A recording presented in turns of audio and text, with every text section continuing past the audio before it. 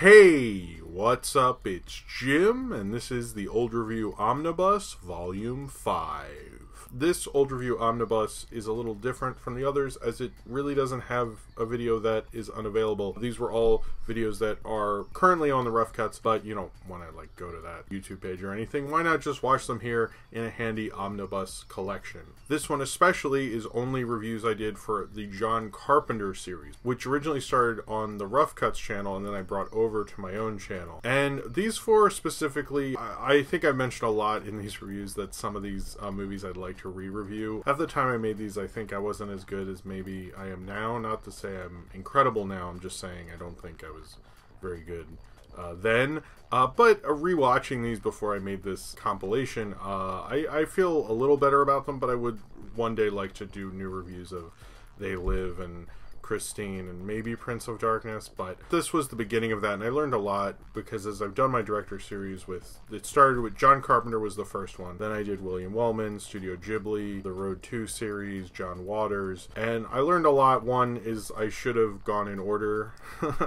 With William Wellman, it was more just like what I could find when I could find it, because his filmography is harder to find for the most part. But with Carpenter, I should have maybe done it in order. And some of these, I feel like I could have done a better job with. Others, I'm kind of like okay with also, but it kind of shows where I was in most of these. All came out in 2012 when I was on the Rough Cuts channel. So these are all, as I said before, these are all Rough Cut reviews, so let me go through them. First is They Live, which was the first John Carpenter review I did. This one I really think needs a new review, but I don't think this is terrible. I think it's alright. And these were all done in my old apartment too, which is interesting. The next one is Someone's Watching Me, which I did in the dark, like really close up to my face, and the sweater you've seen me wear in reviews currently. And Someone's Watching Me was a TV movie John Carpenter directed right after Halloween, I believe, so that's kind of interesting. And used to be considered his lost movie until recently when it was released on DVD. Then Christine, which is of course John Carpenter's only real Stephen King adaptation. And then finally is Prince of Darkness, which is probably kind of forgotten in his filmography in the middle of his so-called Apocalypse trilogy. So I hope you enjoy these reviews and see what I used to be like. And you know, if you're into John Carpenter, they're all, I'd say, other than Prince of, well, at least with They Live is an absolute classic. Christine, if you like Carpenter, you should see. Someone's Watching Me, I don't know, and Prince of Darkness has cool scenes, but it's never been my favorite. So if you've never seen any John Carpenter, please check them out, but you should check out these reviews, obviously, if you're watching this video, and I hope you enjoy a trip down memory lane of what my reviews were like 5 years ago. Hey, what's up? It's Tuesday. I'm Jim here for the Rough Cuts, and I kind of wanted to do something a little different. I kind of wanted to do a series of reviews about John Carpenter movies, because I saw Arlen on Mondays. He did his cinematic blind spots, and I was like, oh, that's a really good idea. Kind of use these reviews to like see movies that I've always wanted to get around to seeing, and I'm always like, oh, I'll eventually get to that. And I thought, well, I've always wanted to see kind of like all the John Carpenter movies to a certain point. Maybe once, twice a month, only once this month, I'll do a John Carpenter movie. So today's film is They Live. To me, and a lot of people, I guess, is the last like really good John Carpenter movie. We'll see if that's true as I watch these, but that's always kind of been my belief. I kind of grew up with this movie because when I was like in middle school and high school and you're allowed to like stay up late on Fridays and Saturdays to watch TV, I saw this movie like a lot. So I haven't seen it since then, and I only really saw it on TV, but I always thought it was like a cool concept. Basically what it is, you have Roddy Piper, the wrestler. He comes to town and he finds these glasses, and when he puts them on, he sees that some people are people and other people are these alien invaders who have been using TV signals that tricks everyone into believing they're humans unless you're wearing these glasses. And so Roddy Piper can see them, and you know, and he's gonna come and take them down. And one part he says like, I'm here to kick ass and chew bubblegum, and I'm all out of bubblegum. So therefore, that, you know, he's gonna kick ass, I guess. This is such a great concept, and it's almost like kind of reminds me of somebody like Verhoeven, because it's such a satiric film. Because also when you put on the glasses, when you see advertising, it'll say like obey, or it'll say like marry and reproduce, and it would say like control and stuff, and then when you take them off it's like just a regular ad, but when you put them on you see like that. I thought that was really funny how they're using media to the aliens are using media to control everyone. And I love the score in this. It's mixed in that kind of like stereo 80s kind of way, but I kind of really like it for that. And I like Carpenter kind of, a lot of people told me he just kind of fucked around, he didn't really know so much about music. I don't know how true that is, but I always really liked his scores and like the minimalist, like kind of spooky scores that he could always do. I think the thing this film is most known for is the fight between Roddy Piper and Keith David, which is pretty epic and probably one of the most extended, ridiculously long fight sequences. Carpenter gets it to work in a way that I'm not sure if it's stupid or genius or geniusly stupid or what it is. You don't really see him and Keith David, they're kind of friends, but you don't really see them bond that much until they beat the living shit out of each other in an alley. Keith David kicks him in the balls 40 times and they like knock each other over. I don't know how long, it must have been like 6 minutes or something. It felt like it went on forever. And South Park did I think they did a version of it for the Jimmy and Timmy fight.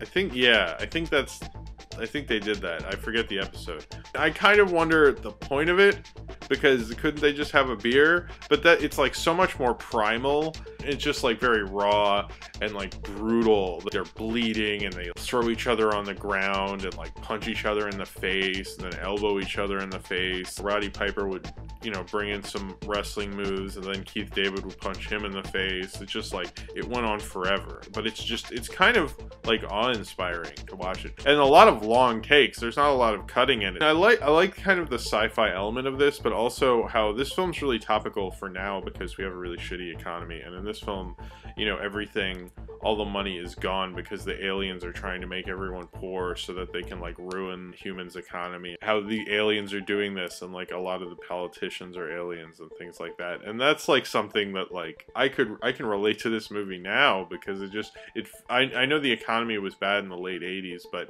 I don't think it was as bad as it is now. So it's like good 99% kind of entertainment, because you're like, yeah, they're not even human, they're so evil, they're aliens. I like the whole concept of that aliens have taken over, but we didn't know it because they've like confused us with this like evil transmitter in a TV station, and that's why we can't see them. It's a fun concept, and it is kind of an Invasion of the Body Snatchers kind of idea. Some of the shots kind of reminded me of Invasion of the Body Snatchers. Apparently John Carpenter based it on a couple of sources. He based it on 8 O'Clock in the Morning by Ray Nelson, and then which was part of like Science Fiction and Fantasy magazine, or Fantasy and Science Fiction, whichever. There was this other story called Nada from Alien Encounters comic book, in addition to some of the stuff he had already done. He used a pseudonym that was an H.P. Lovecraft reference because he was a big H.P. Lovecraft fan. It's really kind of a combination between really lowbrow and highbrow concepts and wrapping them together. It's like a fun, dumb, well-made B movie, and that's like what Carpenter was really good at, like in good old kind of classic sci-fi B movie, but directed in a really smart way with a lot of really good kind of intelligent satire. So if you have seen They Live and you would like to talk about it, then comment below in the comments. Subscribe to The Rough Cuts if you haven't already. Subscribe to my channel in the info box below. Follow me on Twitter, Tumblr, and potentially VHX. And follow Earl Barrett Holloway's Tumblr, who does the picture at the beginning and the end of this video. And I will probably do another John Carpenter review next month. Maybe 2, but definitely 1. Hey, what's up? Today's Tuesday. I'm Jim here for The Rough Cuts, and I'm continuing my John Carpenter series of reviews with Somebody's Watching Me. Now, Somebody's Watching Me was a TV movie John Carpenter wrote in 1978. And then he had the option on the script to direct, and then they picked it up and let him direct. He wrote and directed this. It came out the same year as Halloween. For a while before DVD, it was really known as John Carpenter's Lost Film. It had really scarce availability on VHS, but then they gave it a decent enough DVD release. You can actually get it on Netflix only as a DVD, not as streaming. A woman who moves into a big high-rise apartment that's looking directly at another high-rise apartment. She's being stalked. She's being watched through her windows. She gets creepy phone calls. She gets bizarre presents. And she's basically getting harassed as she starts her new life in LA, where she meets, you know, this new guy and this for friend Adrienne Barbeau, who's a lesbian. It was also titled High Rise, and it's really his first studio kind of thing. He worked independently on his 2 films before this. This is his 3rd film.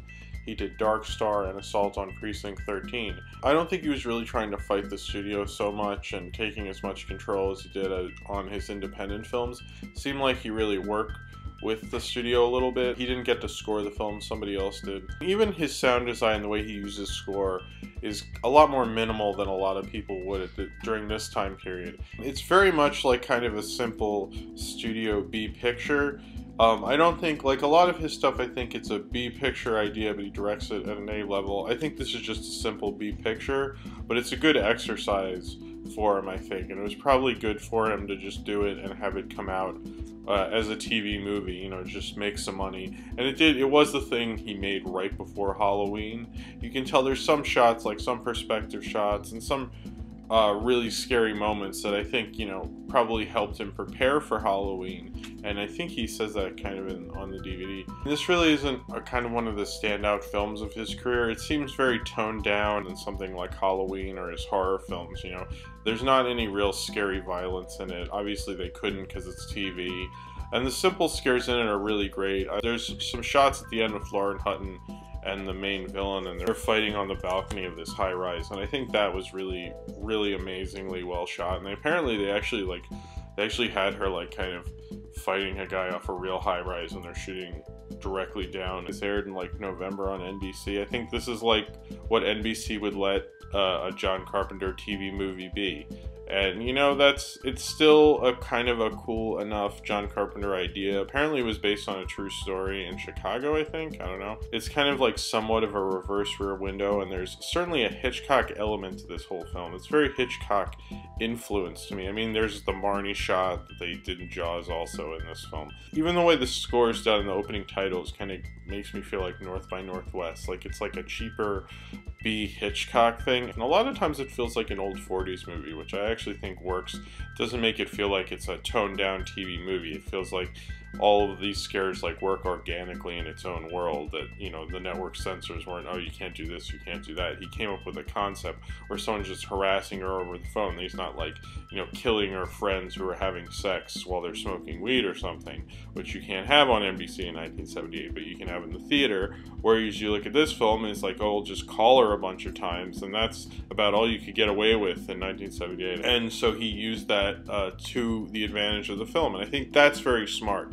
for being a TV movie. It gets a little dull. I think it's maybe a bit long. If this movie was an hour, I feel like it would have been a lot tighter, almost. Like there's just a little too much in there. So if you have seen Someone's Watching Me and you would like to talk about it, comment below in the comments, and subscribe to the Rough Cuts if you haven't already. Subscribe to my main channel, which is in the info box below here.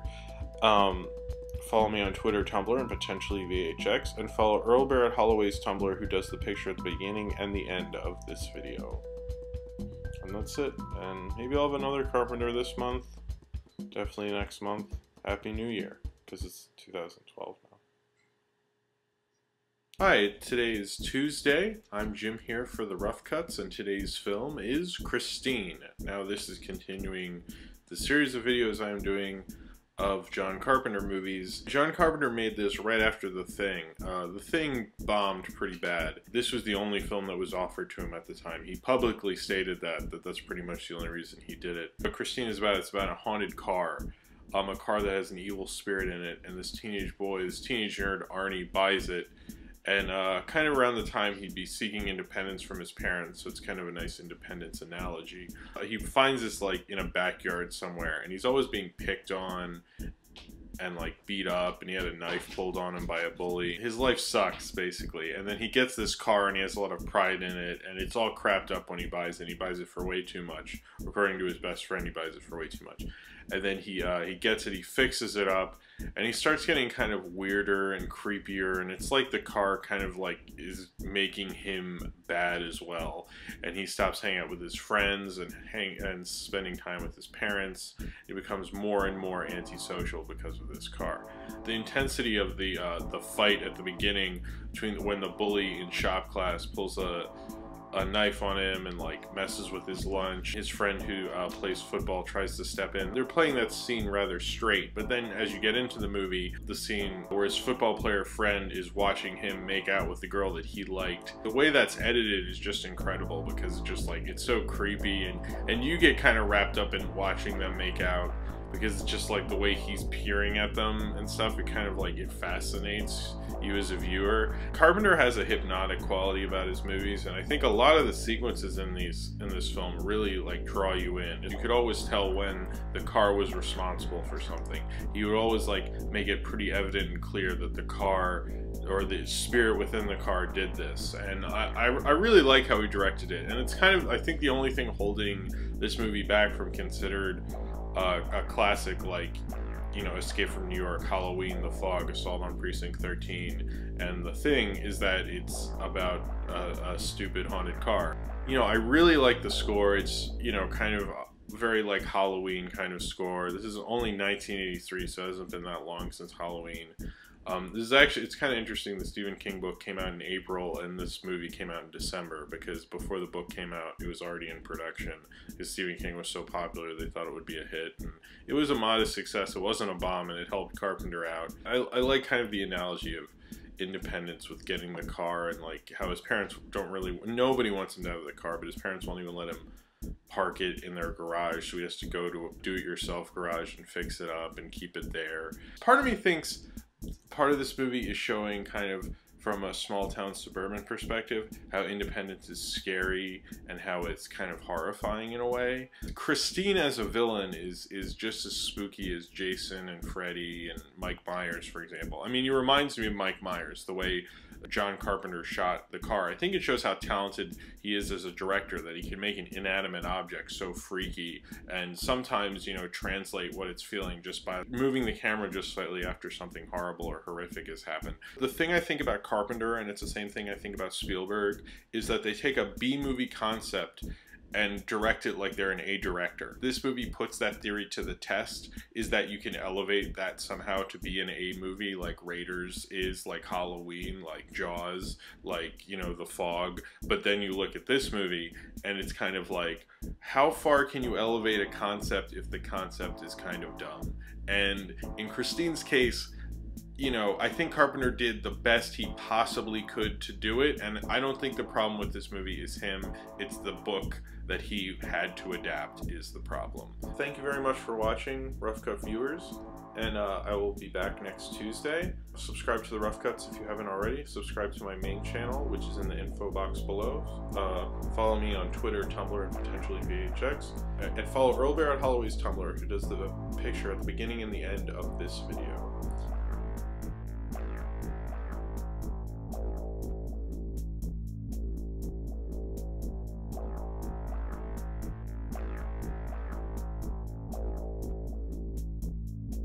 Hey, what's up? It's Tuesday. I'm Jim here for the Rough Cuts, and today I am doing the film Prince of Darkness. I'm continuing my series of reviews where I review every John Carpenter movie, and this is the 1987 film directed by John Carpenter. It's the second in what Carpenter calls his Apocalypse trilogy, the first being The Thing, and the third being In the Mouth of Madness. They've discovered that there is a secret kind of tomb type thing in this secret part of the Roman Catholic Church, and this priest played by Donald Pleasance brings in this scientist played by Victor Wong. He brings his best students to come and investigate what's going on in this church, and basically the evil comes out and starts taking over people's bodies and attacking them.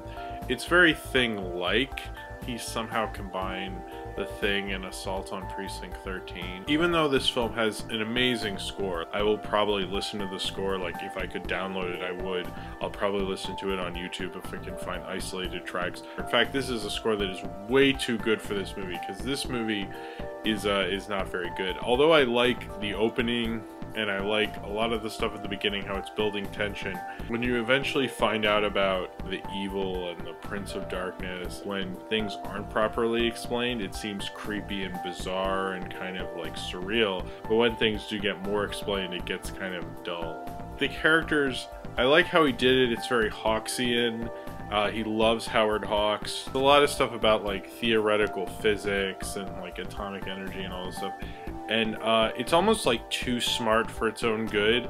I think one of the joys of early Carpenter with like Assault on Precinct 13 or Halloween in particular, they're a real simple idea that he directs like so intelligently and magnificently, and it's like the idea is almost easy for him, you know? And I think he challenged himself a little too much. It has a lot of kind of surrealistic imagery and the whole like transmission things through your mind from the past while you're sleeping. That I thought was really cool. I really like that. I'm never probably gonna forget that. And some of the imagery in this film I'll probably never forget. It's really striking. It's really interesting. This is actually Carpenter's first film with a cinematographer he would work with a lot, Gary B. Kibbe. This film isn't very well written, and even though it's written by Carpenter under the pseudonym Martin Quatermass, maybe that's why he didn't take credit for it, because I really don't like it. Because it's just like so much of something he's done before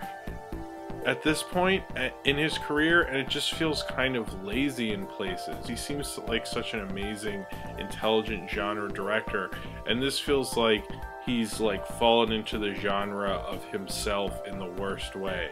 Oh, Alice Cooper plays like the leader of these goons that the Prince of Darkness is controlling or something, but doesn't do that much with. I really liked Alice Cooper's look, and there's kind of almost a silent film vibe about all those guys, and especially Alice Cooper's character, who kind of worked pretty well. He's a little bit memorable. It's certainly a cool movie and has cool ideas, and the soundtrack and the mood of it was so good it kind of gave me the heebie-jeebies afterwards, and I kind of want to watch a comedy just to lighten the mood, and that certainly works for it.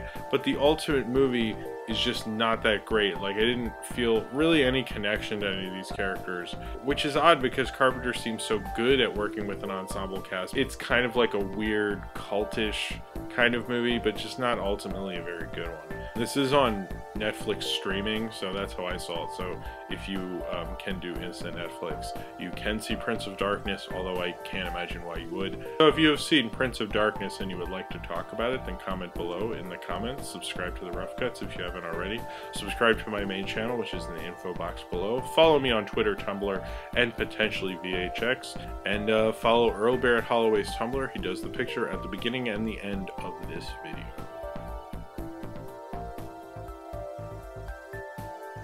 Alright, so that was the Old Review Omnibus Volume 5. I hope you like seeing that, seeing the different locations, the two different locations. One was just a different angle and whatnot. I hope you enjoyed these. I hope you enjoyed these Old Review Omnibuses. They're kind of a fun way to bring these videos back to my channel. One of the things I didn't like about doing the rough cuts is I always had to rush it out for a certain day. Now I can take my time and figure it out, and if I need extra time, give it to myself. And with the rough cuts, you couldn't really do that, so I think that was kind of one of the problems with it.